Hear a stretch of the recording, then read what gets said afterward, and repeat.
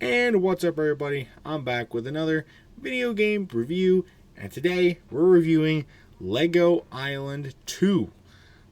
It's the second Lego Island, released a long time ago. Don't know exactly when this game came out. The correct date will be in the title of the video. But this was released on a lot of different platforms, PlayStation, I think even maybe GameCube, PC, but I played it on Game Boy Advance. And I did that because Jeffofthemellows very kindly let me borrow this game and give me the chance to play it with backwards compatibility on my DS Lite. So thank you, Jeffofthemellows, for letting me borrow this game. Thank you. He said this was one of his favorite games growing up. And, it's a Lego game. And I've heard some pretty good things about the Lego Island series. I still haven't gotten to play the first one, but I heard that one's a lot better than this one. But this was my introductory experience, not to Lego games, thankfully, but to the Lego Island series. First impressions were not so great. But let's jump into the review, say what I gotta say. First off, I played the GBA version.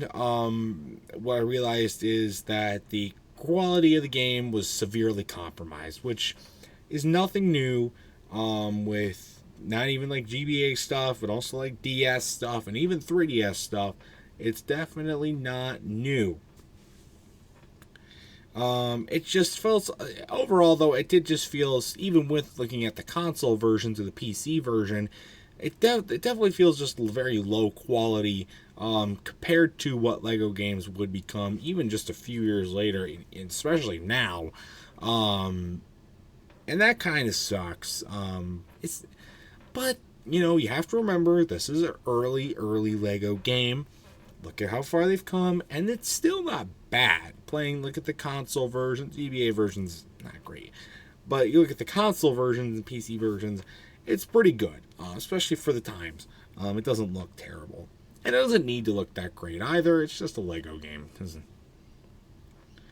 So that one funny little thing, I like when the guy, you just make him stand there and he does the dance thing. That's pretty funny. I like those little things that they put in the game, little Easter egg things to find. That's always a fun thing in my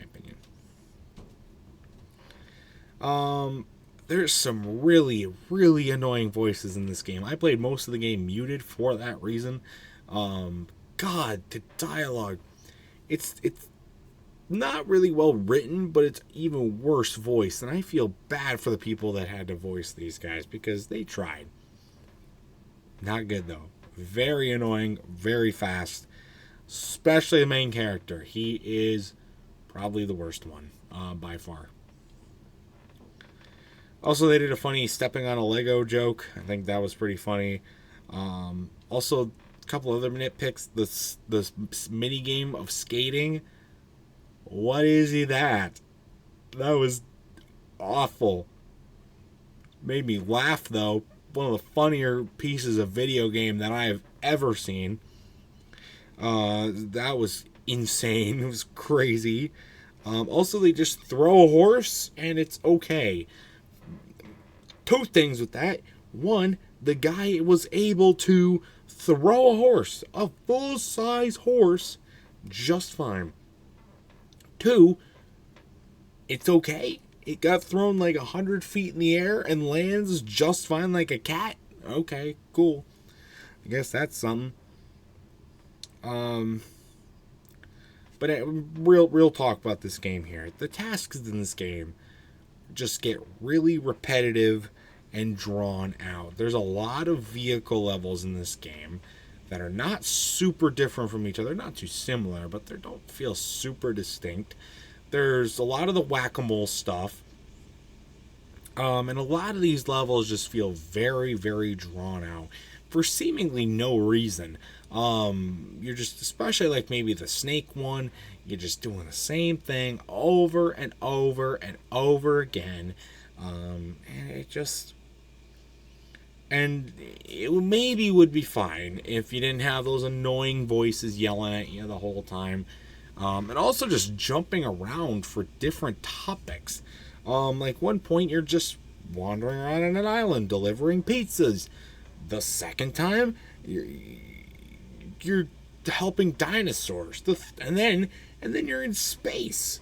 What is this game? I get it, it's Lego Island. It's not like a specific theme or anything like that. I mean, there's definitely no like Tula Hulus or pineapples or anything like an island, but you know, it's weird for sure.